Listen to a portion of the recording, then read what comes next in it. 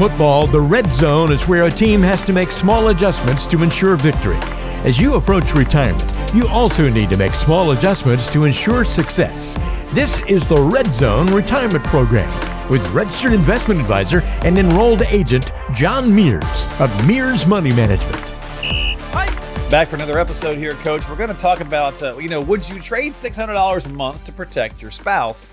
And I don't know why that headline makes me think of the king of the one-liners, Henny Youngman, who always used to do the joke, "Take my wife, please." But I think your spouse would probably appreciate, making the right decision here. So we're going to talk about pension trade-offs and things to think about because, and granted, they're not out there as much as they used to be. But if you do have this option, again, you might want to think about this. Let me set you up, Coach, with the question. We'll pop it up on the screen here for folks. Then we'll talk about it. Listener question: with my pension, I can get $3,500 a month, but my wife gets nothing when I die. So that's first caveat. Or I can take $2,900 a month, $600 less, but she'll continue to get it after I'm gone. Which one is better? Now, the no-brainer here, Coach, is the wife's going, take the one where I keep getting money after you're gone. But let's just talk pros and cons just in case. Yeah. All right? So what do you got? So there's a lot that goes into this, and this is a fairly common question. I work with a lot of teachers because one of the things that teachers have a pretty good retirement here in California. And so this is a very, very real question that we have to deal with people. We got this listener question, but just again yesterday, once more, I was on the phone with a guy whose father just passed away, who's getting $1,800 a month. And he swears his father told him before he passed away that he had 100% coverage. Nope. Mom is now getting half of that, $900 a month. And they go back to the employer and the employer says, nope, you said you took 50%. And they have no record of the election they made years ago. So I'd also say that If you make an election, make sure you get it in writing. And just like a life insurance policy, keep that in a safe place because it's almost as much as a life insurance policy. So that's a great point. Pretty big deal. So the question then becomes, should you take the full amount or not? And my answer is, I don't know. There's a lot that goes into this. So it depends on your overall financial situation. I know that sounds corny, but it really does. So I have a couple that recently where the wife retired and the wife had a good pension. The husband actually had a smaller pension, but they had a lot in assets, plenty of assets. So the question at that point was, well, should we take a reduced amount or should we just take as much as we can? Because we really don't, if we lose it, it's not really a big deal. So I kind of went through the pros and cons of them because there actually is two sides to this. If you don't need the money, you can take less then and make sure that somebody's carried on for longevity risk. And we'll talk about longevity risk here in a second.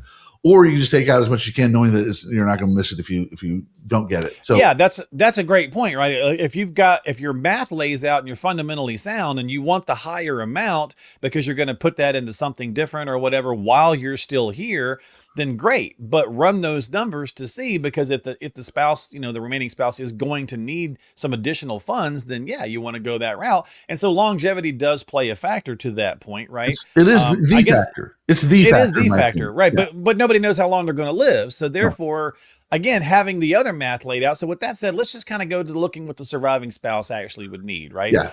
Everybody assumes that things get cut down in half. They don't. It's more like about 85% really that you're still going to have to pay. Yeah. I always use the example with people when you're young and you say, well, it'll be cheaper for us to live together instead of living apart, right? So people say, hey, let's move in together. And that way we can combine expenses and it'll be a little cheaper. But it's not like it's cut in half either when you start rooming with somebody. Same thing goes when the spouse passes away. It's not like everything, all of a sudden gets cut in half either. It goes down a little bit. It does, but it's not like you said, it's around 80% is what I would call. I'd say it's going to drop down a little bit. That's real. Sure, I've seen it all the time. Yeah. Your food bill, right? Your food bill reduces a little bit. You don't use as much electricity. You still have an electric bill, but you reduce a little bit, but it's not like, the state of California or any other state says, hey, let me cut your property taxes in half and so on and so forth. Yeah. Right? So there's still some real expenses there. So that happens. So there's something as far as the expenses, that's still there. It goes down a little bit, but not a lot. One thing that I like to point out to people, and we call it in the industry, it's a little bit of a harsh term, but we call it the widow's penalty, and that is for taxes. So you go from filing as a joint couple down to single. Now, depending on how much that income is, it's possible if you're taking, in this case with this listener, $3,500 a month and you keep it there, or $3,000 a month, we'll call it $3,000 a month. If you keep it there, all of a sudden that's being taxed at a higher rate than it was in the past. Now you're losing part of your Social Security, depending again how that's all laid out, but you're losing part of your Social Security. Okay, well, I'll be honest here. You got to pencil out the numbers. So whether you go to your accountant, your tax preparer, whoever, there is a way for you to figure this out.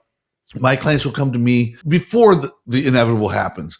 So you kind of look at it and say, because again, one of us is going to be single, in every married couple, one of us is going to be single. So you have to know at some point what the numbers could be. Now, we don't have a crystal ball. Like you said, we don't know how long we're going to live, but you can get an idea based on what's our retirement income looking like-ish, and how's that going to look if there's only one of you. So there may be a reduction in some income, but again, your taxes are likely going to go up on almost everybody when a spouse passes away. So you have to be aware of the widow's penalty. Yeah, and the same thing with Social Security, right? You're going to get one of the two. The higher of the two is all you're going to keep, right? So you're going to lose income there, So again, running these numbers to see if, that extra pension money is needed. Because some people say, hey, let me take the higher amount and we'll use the difference to buy life insurance. Right? I was going to get to that. That's one of my favorite hacks here, is to talk about how you can. So in this case, taking $3,500 versus $2,900, there is a sneaky little hack that you can use here, which is we'll just take the higher amount, but we're going to take the difference there of $600, and may not need all $600, by the way, folks. But there's an amount in there where you can take that and you can actually purchase life insurance, and you can continue to purchase life insurance. Now, there's a couple things you can do. You can either buy term. Now, term has a limit of 10 or 20 years, or you can buy what we call permanent life insurance or whole life insurance. You can get, some sort of a policy where you just continue to pay, and there may be less of a death benefit, but you're actually building cash value. Or what I would recommend is a combination of the two, a little bit of term and a little bit of whole life, and combine the two. Generally speaking, if you run the numbers on this, if you take the difference between again, in this case, $3,500, $2,900, if you took some of that and put that into life insurance premiums, you're going to have a greater payout when the one spouse dies. So you're going to have, and one additional part of that is life insurance proceeds are tax-free. So we like that. So there's a tax-free payout at that point in time, and it's going to be usually greater than what you otherwise would have had. Now let me play devil's advocate. Yeah, it's just let me play devil's advocate for you, right? So that's a little bit of a hack you could look at doing, and people definitely think about that. Now, to the longevity piece, you don't know when you're going to die, but if you're not in great shape, this might not be a wise move, because you may not be around long enough for that $600 to make a real difference, right? Yes. So how if that's also part of that bigger picture thing we're looking at is what is the longevity in your family historically? So like my family, they live into their 90s, but I run into clients all the time saying, "Hey, my father, my uncle, my grandfather never made it past 65. None of them made it that long." So those are part of the things you're going to use to influence your decision here. And in that case, you want to probably have, again, depending on how your spouse is, that's going to affect your decision making, whether you're going to max out as much as you can, which would be if you're single, certainly. Right. And if you're married, you want to make sure. And let's back up a little bit. When you're making these elections, there's also certain elections you can make where it is this amount plus 10 years or this amount plus 20 years. There's all sorts of ways this can be broken out as well. So it's not just 75% or 50%. It could be a lesser amount plus certain amount. That also gives you a little bit of buffer if you're going to try and, again, kind of take it halfway. Okay, I will take a little bit less in income, but we want to guarantee that this is going to go on for at least 10 years. That'll be a transition time where you can learn to live without me and live without this income. So there's a lot that goes into that as well. So it's a great question. Again, this when I talk about these hacks, I don't talk about this with everybody. So these are things that we're bringing up today that every single person is different and they're all nuanced. And so I kind of look at their situation and then I give a recommendation based on that. And I have some people that just aren't comfortable with that. I have other people that say they're just going to take as much as they can, and the spouse will learn to, they'll try and either invest that money or they'll try and just live the life they can while they have that. I see all sorts of people with all sorts of opinions here. I tend to be a little bit on the safe side with that, where I'll go with a little bit less. And I personally like the idea of maybe the spouse taking 75% because, again, your expenses may go down, and that also guarantees the spouse a decent pension for the rest of their lives. We're always trying to fight longevity risks. That's why we wait as long as we can, generally for Social Security as well. Because the danger of you living too long is it can be pretty scary. And we all want to have a dignified and independent retirement. And so we want to make sure we're not, asking the kids for money at the age of 90. So there's a whole lot that goes into this, not just what do you think? So, 35 or 29. Right. And that's a great point. And I think, at the end of the day, right, people say, well, look, any financial product, it's never an all or nothing. It's never, it's always best to take the spousal option if you're married. But it probably does lean that way. There's a lot of different financial things where, fundamentally, we probably will fall into this category. But let's run some numbers, let's run some math and see if there's a different option. And that way, and again, you got to take the emotional piece of it, because no matter what, if the whole time you're having this chat, and it needs to be the both of you, by the way, right, sitting there with the financial professional having this chat, if the whole time the spouse is going, I'm not comfortable, I want the extra money, or I want to know that the pension's there, then that might be the end of the conversation right there, right? But at least do yourself the service of knowing what the total possibilities are, with and without. Yes. So a lot of it comes down to certainty, and I like to build in as much certainty as we can. So I tend to be conservative on this stuff. I'm just just put that out there. So I do believe that you adopt a certain lifestyle, and even if one of the spouses dies, you have a lifestyle where you have your car and you like where you live, and you're not looking to go backwards, right? Correct. And so that's why I want to have some certainty as much as reasonably possible for the spouse. I don't believe you need to go 100%. But some people do that. Some people say, I just want whatever I'm making, I want to make sure they get that. But I actually go through all this with my clients. We go through all the different options and what the pros and cons are of every single option, not just one or two. We kind of go through all of them and say, okay, how's that work? And then I'm a nerd, so I actually put that out on a spreadsheet and kind of go, okay, this is how this affects.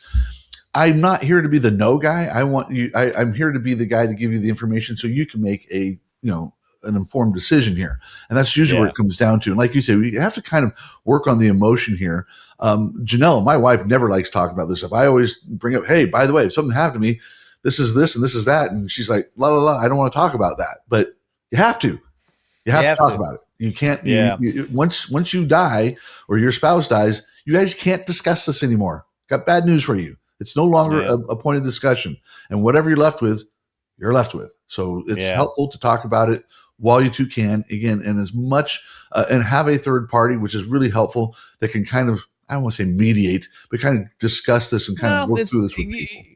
You wear a mediation hat as well. So all advisors definitely wear multiple hats, and one of those is definitely we got to be marriage counselors before. Yeah, exactly. Right. So, so the decision, look, isn't about, it is about, I guess, deciding what kind of protection matters most for the retirement strategy. When you understand the trade-offs, which is what we're talking about, the pros and cons, clearly it makes finding the right decision for you a lot easier. So do yourself a favor, sit down with a qualified professional, if not John, somebody, but talk with somebody and make sure that you understand this, especially, if pension is, on your radar because you're eligible for one. And of course, as always, if you need help, reach out to Coach. He's always here to help you. We got links in the show descriptions like we do every week. You can go to bookachatwithjohn.net. We've got links to his main website as well. Don't forget to subscribe to us on Apple, Spotify, of course, right here on YouTube. Hit that thumbs up and notification bell so you catch new episodes when they come out. And of course, we've also got John's books we give away as well. So we'll roll that commercial here in just a second. But if you need some help, again, take a little action for yourself, and that way you're on the right path. Coach, thanks for breaking it down. Thank you. It was a lot of fun. This is a big topic, a lot bigger topic than I think a lot of people appreciate. It's very important, and this is something you really do want to, in my opinion, want to run by a third party somehow. If it's available for you. Yeah, if it's available, you want to have this conversation because you don't get a do-over, right? That's even like it's etched in stone. Yeah. Once you make your election, you are done. Yeah. Earlier in the month, we talked about COLA adjustments for, for Social Security. Most pensions don't have, like 90% of them don't have COLA adjustments either. So there's no changing it. And there's no 1 year mulligan like Social Security. When you first turn it on, if you've made a mistake, you got a year to change your mind. Yep. You don't have that with a pension, right? So you're locked in. So and based on the conversation I had with my client yesterday, your employer is evil. They are going to look out for their own interest. So once you make your election, Right. You got to, again, keep records of it and make sure that you're aware of what's going on here, because they have their own self-interest, and it's not always for sure yours. So I think it's how many of us feel about our telecommunications company, our internet providers. They're all criminal enterprises, it seems like these days. They're just ripping us off like crazy. Anyway, we'll see you next time. If you need some help on this topic or any financial topic when it comes to things, make sure you reach out to Coach. Click on one of those links in the show descriptions below. We'll see you next time here on Red Zone Retirement Program, Simple Investing, Smart Future with the Coach, John Mears. Thank you. John has a couple of free books, Diffuse and Tax-Free Retirement in California, that reveal exactly how you can experience zero taxes in retirement and overcome the IRS lien on your 401k, IRA, and 403b, which could threaten your future lifestyle. These are complimentary, so all you have to do to pick these up 100% free is just stop by RescueMyRetirement.net. That's RescueMyRetirement.net. Fill in the basic info and he'll ship those out to you immediately. That's RescueMyRetirement.net for a copy of Diffuse and Tax-Free Retirement in California. Advisory services offered through Mears Money Management, Inc., an RIA registered in the states of California and Texas. California Department of Insurance License number 0685203.